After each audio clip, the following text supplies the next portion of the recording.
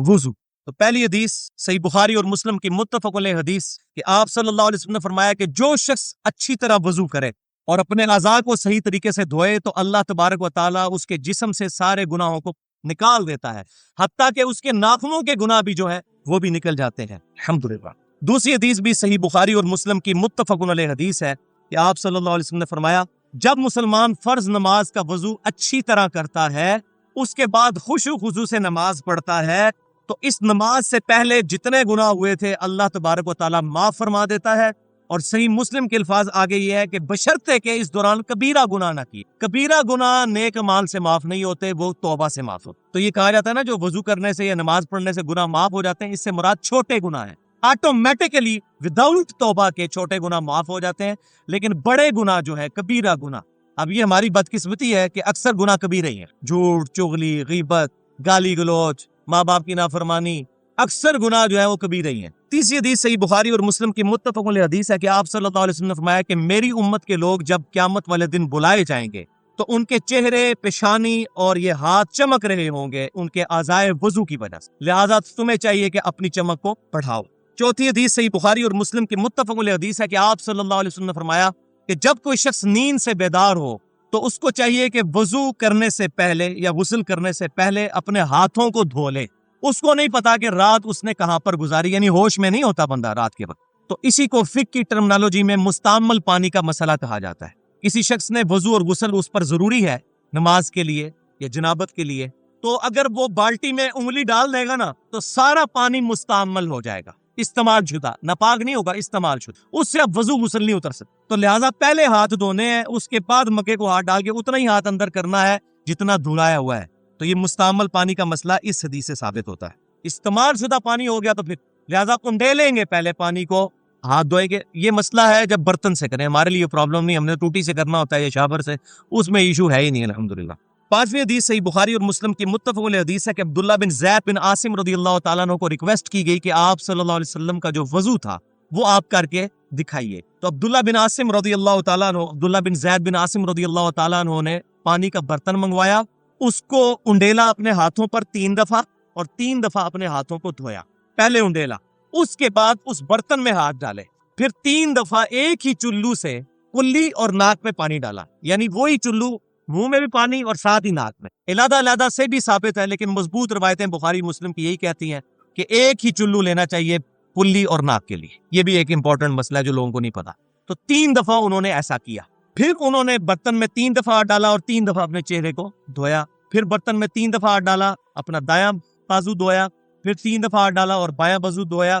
फिर आप रज़ियल्लाहु तआला अन्हु ने पानी लेकर हाथ पर डालकर अपने दोनों हाथों से पूरे सर को, ये पेशानी से लेकर पीछे तक यूं लेके गए और फिर आगे लेकर आए, इस तरीके से सर का मसा किया।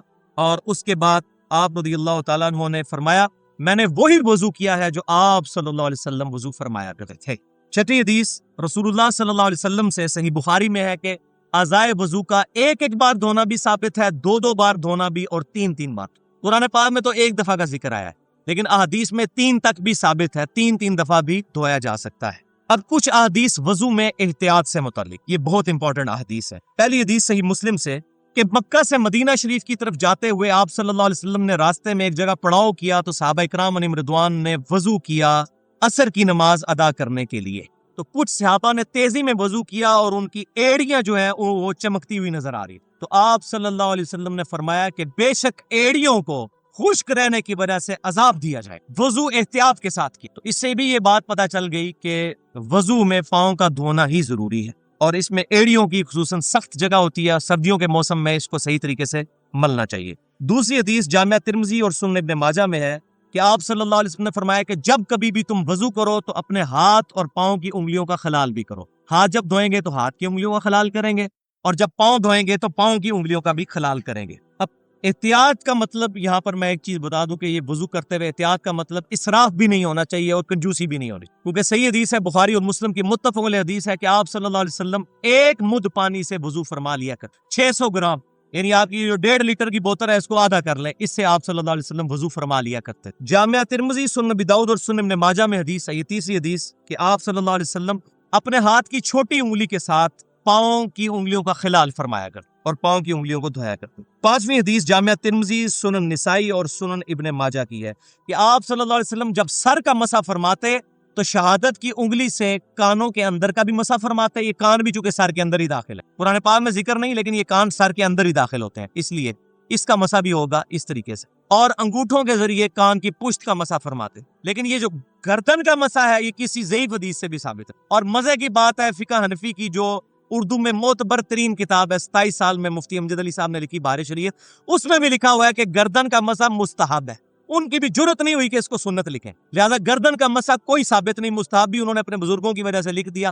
قرآن اور حدیث کے اندر کہیں بھی ثابت نہیں کہ نبی صلی اللہ علیہ وسلم نے گردن کا کبھی مسح کیا ہو۔ تو یہ بہت امپورٹنٹ بات ہی میں نے بتا دی، گردن کا مسح نہیں، سر پورے کا مسح، یوں آگے سے پیچھے اور پیچھے سے آگے اور یوں، بس یہ ہے، دیٹس آل۔ چھٹی حدیث سنن نسائی میں اور سنن دارمی میں صحیح سند کے ساتھ کہ سیدنا علی رضی اللہ تعالیٰ عنہ نے دائیں ہاتھ سے ناک میں پانی ڈالا اور بائیں ہاتھ کی چھوٹی انگلی سے ناک کی صفائی کی۔ اس سے یہ بات پتہ چلی کہ ناک کو بائیں ہاتھ سے صاف کرنا۔ ساتویں حدیث جامعہ ترمذی اور سنن نسائی کے اندر موجود ہے کہ ابو حیہ تابعی رحمۃ اللہ علیہ کہتے ہیں کہ سیدنا علی رضی اللہ تعالیٰ عنہ نے ہمیں ایک دفعہ مکمل وضو کر کے دکھایا پریکٹیکلی، جس میں آپ رضی اللہ تعالیٰ عنہ نے 3 دفعہ چہرے کو دھویا، 3 دفعہ پہلے ہاتھوں کو دھویا، پھر 3 دفعہ چہرے کو دھویا، بیچ میں کلی اور ناک والا بھی معاملہ۔ اس کے بعد آپ رضی اللہ تعالیٰ عنہ نے 3 دفعہ دونوں ہاتھوں کو بازوؤں سمیت دھویا، پھر پورے سر کا 1 دفعہ مسح کیا، پھر 3 دفعہ اپنے پاؤں کو دھویا۔ لہذا سیدنا علی سے بھی پاؤں دھونا ہی ثابت ہے۔ ہمارے پاس جو صحیح سند سے روایتیں پہنچی، یہ خصوصاً میں اہل تشیع کے حوالے سے بات کر رہا ہوں۔ اور پھر آپ رضی اللہ تعالیٰ عنہ نے وضو کا بچا ہوا پانی کھڑے ہو کر پیا۔ یہ بھی سنت ہے کہ لوٹے میں جو پانی بچ جائے اس کو کھڑے ہو کر پینا، زمزم کو کھڑے ہو کر پینا اور وضو کے بچے ہوئے پانی کو کھڑے ہو کر پینا سنت۔ اور پھر سیدنا علی نے فرمایا کہ میرا وضو کرنے کا ارادہ نہیں تھا، میں نے صرف اس لیے وضو کیا کہ تاکہ تمہیں دکھاؤں کہ نبی صلی اللہ علیہ وسلم کس طرح وضو فرمایا کر، تعلیم کے طور پر وضو سکھایا۔ 8ویں حدیث صحیح بخاری اور کے اندر موجود ہے تعلیقاً اور صحیح سند کے ساتھ، مسند امام احمد اور سنن نسائی میں موجود ہے کہ آپ صلی اللہ علیہ وسلم نے فرمایا کہ مسواک استعمال کیا کرو، اس میں تمہارے رب کی خوشنودی، رب خوش ہوتا ہے مسواک۔ لہذا اگر دانتوں کے لیے کوئی ٹوتھ پیسٹ بھی استعمال کرتا ہے اور نیت دانتوں کو صاف کرنا ہے، اس کو بھی ثواب ملے گا۔ تو ٹوتھ پیسٹ آج کل استعمال کرنا ضروری ہے کیونکہ ہماری غذائیں بھی بڑی مرغن ہو چکی ہوئی ہیں، بہت چکنائی والی غذائیں۔ تو ٹوتھ پیسٹ اپنی جگہ استعمال کریں اور وضو کے ساتھ مسواک کو بھی استعمال کریں تاکہ اس کا ثواب بھی ملے، کیونکہ سنت ہے۔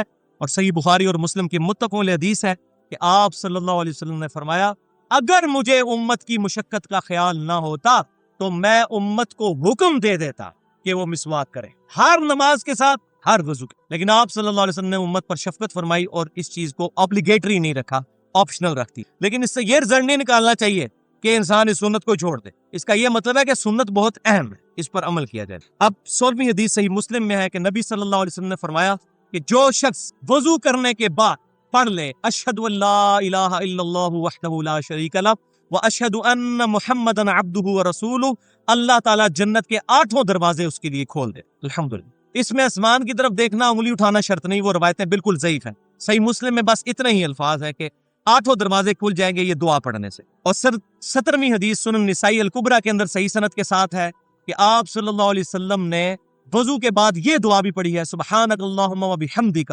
اشہد ان لا الہ الا انت استغفرک و اتوب الیک۔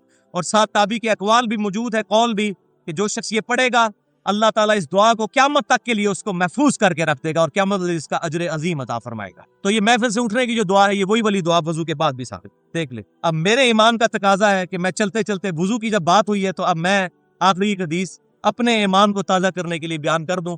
صحیح بخاری میں کتاب الشروط چیپٹر میں 4تھی حدیث ہے، سیدنا اربا بن مسعود رضی اللہ تعالیٰ عنہ جو اس وقت تک مسلمان نہیں ہوئے تھے، صلح حدیبیہ کے موقع پر وہ کافروں کی طرف سے ایجنٹ بن کر نبی صلی اللہ علیہ وسلم کے پاس آئے، اور جو کچھ پھر انہوں نے دیکھا وہ وجد آمیز منظر ہے۔ اربا بن مسعود کہتے ہیں کہ میں نبی صلی اللہ علیہ وسلم کی طرف ڈائریکٹ تو دیکھتا نہیں تھا، تو کنکھیوں سے ایسے کر کے دیکھتا تھا، ایسے ڈائریکٹ دیکھتے تو ظاہر روب پڑتا تھا جناب، دل ہلتا تھا، پیغمبر کا چہرہ یہ جھوٹے کا چہرہ نہیں ہو سکتا، اور بعد میں وہ ایمان بھی لے آئے۔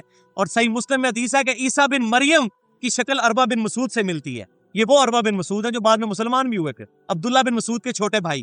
وہ کہتے ہیں کہ میں کنکھیوں سے یوں تھوڑی دیر بعد یوں کر کے دیکھتا تھا، کہتے ہیں اللہ کی قسم میں بڑے بڑے بادشاہوں کے دربار میں گیا، میں نے کسی بھی بادشاہ کی اتنی تعظیم نہیں دیکھی جتنی محمد صلی اللہ علیہ وسلم کے اصحاب محمد صلی اللہ علیہ وسلم کی کرتے ہیں۔ خدا کی قسم نبی صلی اللہ علیہ وسلم جب وضو فرماتے ہیں تو وہ آپ صلی اللہ علیہ وسلم کے وضو کا پانی نیچے نہیں گرنے دیتے۔